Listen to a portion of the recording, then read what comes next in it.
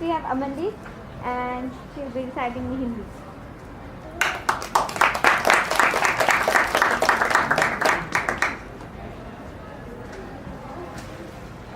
For a change, I'll be starting with poetry which is not written by me.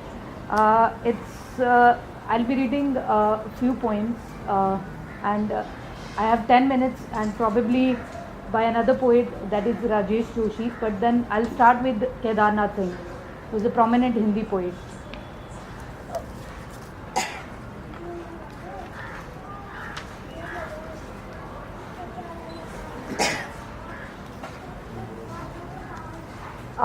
Kedarnath Singh has written 8 collections of poetry. So the poems that I've selected, they are from different collections of his poetry.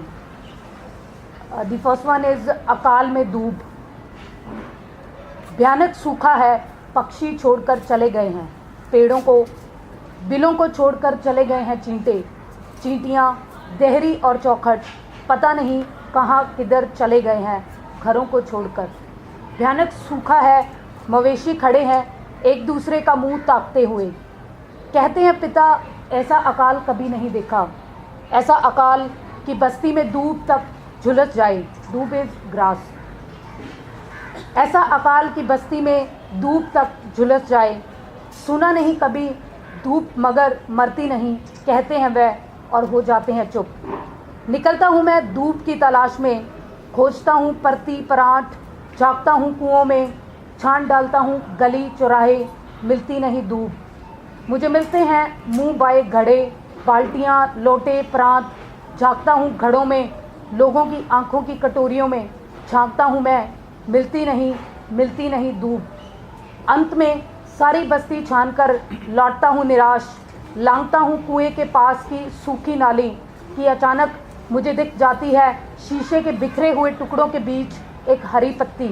धूप है, हाँ धूप है, पहचानता हूँ मैं. लौटकर ये खबर देता हूँ पिता को, अंधेरे में भी दमक उठता है उनका चेहरा. है अभी बहुत कुछ है, अगर बची है धूप, बुदबुदाते हैं वह, फिर गहरे विचार में खो जाते हैं पिता.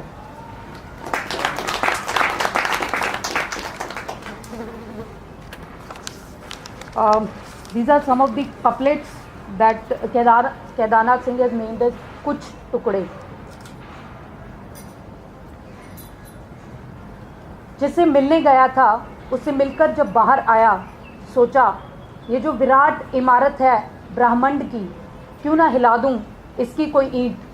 इस अद्भुत विचार से रोमांचित अभी मैं खड़ा ही था कि ठीक मेरे सामने एक छोटा पत्ता टूटकर गिरा और मैंने देखा ब्रह्मांड हिल रहा है.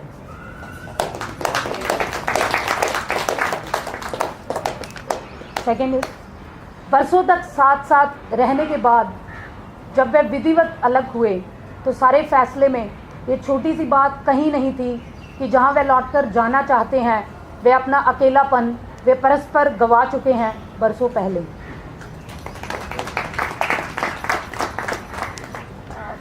नेक्स्ट इज घोंसलों का इतिहास. मैं उसे एक पेड़ के नीचे से उठाकर लाया था, जहाँ गिरा पड़ा था वह मैंने अंदर छुआ, वह अब भी गर्म था. शायद वह माँ की कोठरी थी जो शुरू में ही थी, जहाँ 5-7 रोएं अब भी चिपके थे. शायद कोई शिशु डैना अभी अभी गया था उड़कर. अब एकदम खाली और अपने में संपूर्ण एक घर था वह, आदमी के घर का एक भूला हुआ पूर्वज, एक अद्भुत नमूना किसी पक्षी की वास्तुकला का. सोचने लगा मैं, क्या मिलता है किसी पुस्तकालय में घोंसलों का इतिहास. कब, कहाँ, कौन सा पक्षी था वह जिसने नींव में रखा था पहला तिनका. कौवा वह हो नहीं सकता, वह तो शुरू से ही घोंसला विरोधी है. और तोता, उसे तो शायद उसकी उड़ान के पहले दिन ही डाल दिया गया था किसी राजा के पिंजरे में. रहा कटफोड़वा, पर वह तो सीधे पेड़ के सीने से सेंध लगाता है और वहाँ भी रह लेता है ठाठ से. हाँ, बया पर बात कुछ टिकती ज़रूर है. पक्षियों की दुनिया में ताजमहल बनाने की दुर्लभ तकनीक सिर्फ उसी के पास है. पर जो भी हो, सच यही है कि बाज़ार में मिलते नहीं घोंसले, वहाँ सिर्फ पिंजरे मिलते हैं. इसलिए टूट जाने के बाद उन्हें हर बार बनाना पड़ता है नए सिरे से, उतने ही धीरज और शायद उससे भी ज़्यादा जोखिम के साथ. मैंने कोशिश बहुत की, पर अंततः पाया कि पहली चोंच और पहले तिनके की उस पहली भेंट तक कोई रास्ता नहीं जाता। किसी पुरातत्ववेत्ता ने देखा ही नहीं कभी उस तरफ मुड़कर। पर सोचता हूँ क्या राष्ट्रों के इतिहास की तरह अलग अलग होता है घोंसलों का इतिहास भी। कितना अलग होता है एक नाइजीरियाई बगुले का खोंता भारत के बगुले से। ईरानी अबाबीलों जब किसी घोंसले के बन जाने का मनाती हैं जश्न, तो क्यों पहुंचता नहीं न्योता मंगोल अबाबीलों को। घोंसलों का इतिहास एक गहरे शोध और अध्ययन का विषय है, पर मुझे डर है कि रख दो कोर्स में तो दुनिया के सारे घोंसले बहराकर गिर पड़ेंगे। इसलिए अच्छा यही होगा कि घोंसलों को छोड़ दिया जाए पेड़ पर ही, जहां अपनी छोटी सी गरिमा में झूलते रहे वह इतिहास के दूसरी तरफ।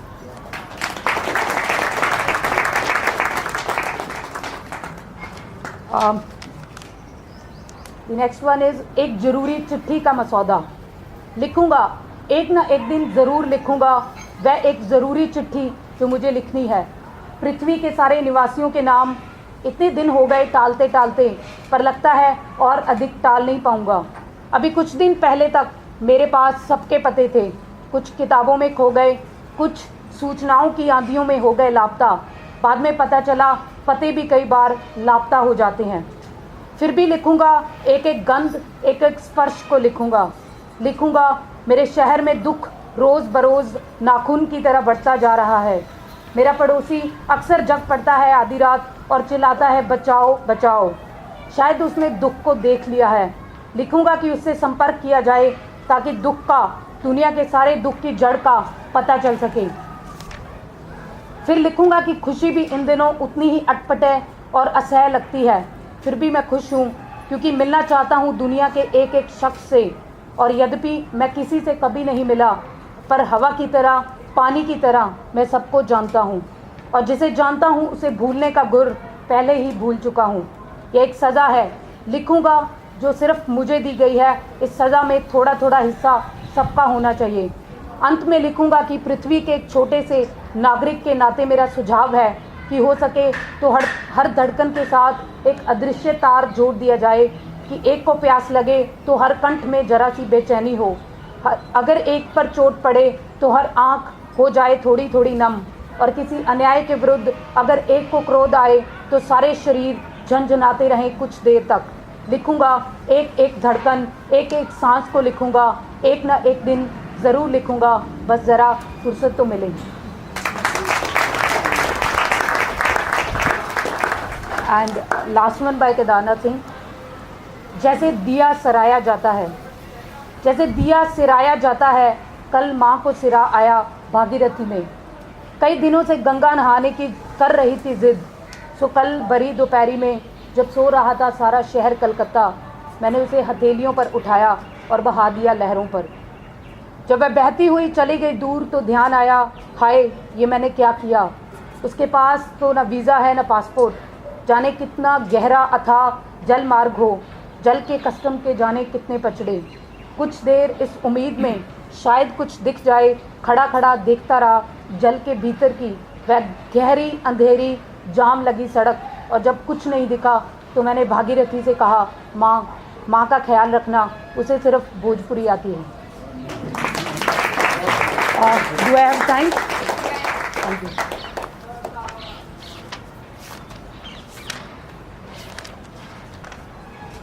So 3 points by Rajesh Joshi. The first is इत्यादि। कुछ लोगों के नामों का उल्लेख किया गया था जिनके ओहदे थे, बाकी सब इत्यादि थे। इत्यादि तादाद में हमेशा ही ज़्यादा होते थे। इत्यादि भाव ताप करके सब्जी खरीदते थे और खाना वाना खाकर खास लोगों के भाषण सुनने जाते थे। इत्यादि हर गोष्ठियों में उपस्थिति बढ़ाते थे। इत्यादि जुलूस में जाते थे, तख्तियाँ उठाते थे, नारे लगाते थे।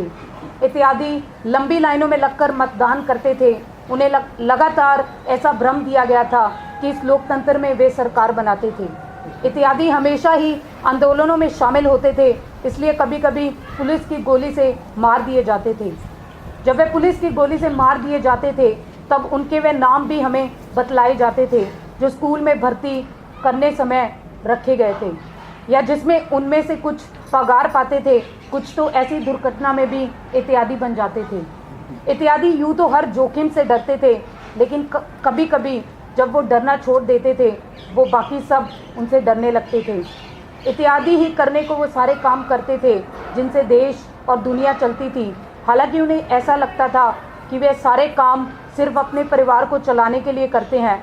इत्यादि हर जगह शामिल थे, पर उनके नाम कहीं भी शामिल नहीं हो पाते थे। इत्यादि बस कुछ सिर्फ एक कवियों की कविता में अक्सर दिख जाते थे। सेकेंड है शासक होने की इच्छा। वहाँ एक पेड़ था, उस पर कुछ परिंदे रहते थे। पेड़ उनकी आदत बन चुका था। फिर एक दिन जब परिंदे आसमान नापकर लौटे तो पेड़ वहाँ नहीं था। फिर एक दिन परिंदों को एक दरवाज़ा दिखा। परिंदे उस दरवाजे से आने जाने लगे। फिर एक दिन परिंदों को एक मेज़ दिखी। परिंदे उस मेज़ पर बैठकर सुस्ताने लगे। फिर परिंदों को एक दिन एक कुर्सी दिखी। परिंदे कुर्सी पर बैठे तो उन्हें तरह तरह के दिव्य स्वप्न आने लगे और एक दिन उनमें शासक बनने की इच्छा जगने लगी। द लास्ट वन इज अंधेरे के बारे में कुछ वाक्य हैं। अंधेरे में सबसे बड़ी दिक्कत यह थी कि वह किताब पढ़ना नामुमकिन बना देता था। पता नहीं शरारतन ऐसा करता था या किताब से डरता था। उसके मन में शायद ये संशय होता था कि किताब के भीतर कोई रोशनी कहीं ना कहीं छिपी हो सकती है। हालांकि सारी किताबों के बारे में ऐसा सोचना एक किस्म का बेहुदा सरलीकरण था। ऐसी किताबों की संख्या भी दुनिया में कम नहीं जो अंधेरा पैदा करती थी और उसे रोशनी कहती थी। रोशनी के पास कई विकल्प थे, ज़रूरत पड़ने पर जिनका कोई भी इस्तेमाल कर सकता था। ज़रूरत के हिसाब से कभी भी उसको कम या ज़्यादा किया जा सकता था। ज़रूरत के मुताबिक पर्दों को खींचकर या एक छोटा सा बटन दबाकर उसे अंधेरे में भी बदला जा सकता था। एक रोशनी कभी कभी बहुत दूर से चली आती थी हमारे पास। एक रोशनी कहीं भीतर से, कहीं बहुत भीतर से आती थी और दिमाग को एकाएक रोशन कर जाती थी।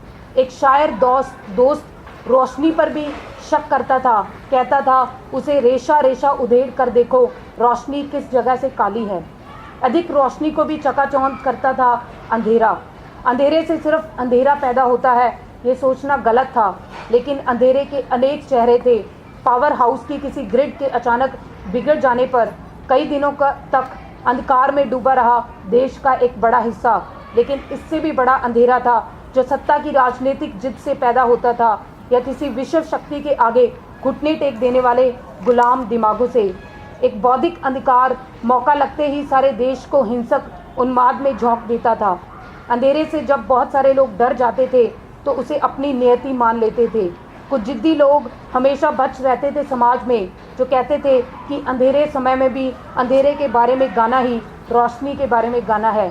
वह अंधेरे समय में अंधेरे के गीत गाते थे। अंधेरे के लिए यही सबसे बड़ा खतरा था। Thank you.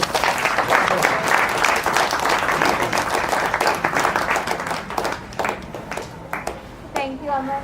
That was really some powerful poetry. Remember in the beginning I said how poetry inspires, motivates, encourages.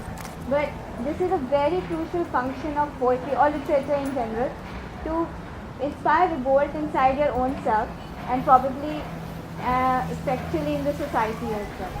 So everybody is a student or had been a student of literature, and we know how voice has become, or voice has always been such a scary thought for totalitarian governments or the state.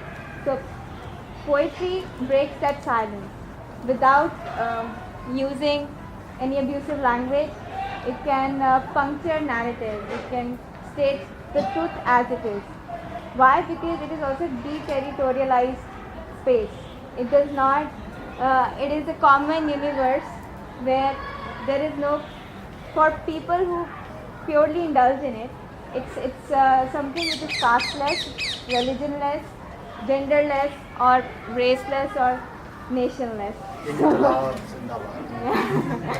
So I think the poetry that Aman shared with us rightly hit that chord very, very well, and it's I'm really happy that we could have something like that here. Thank you, Aman.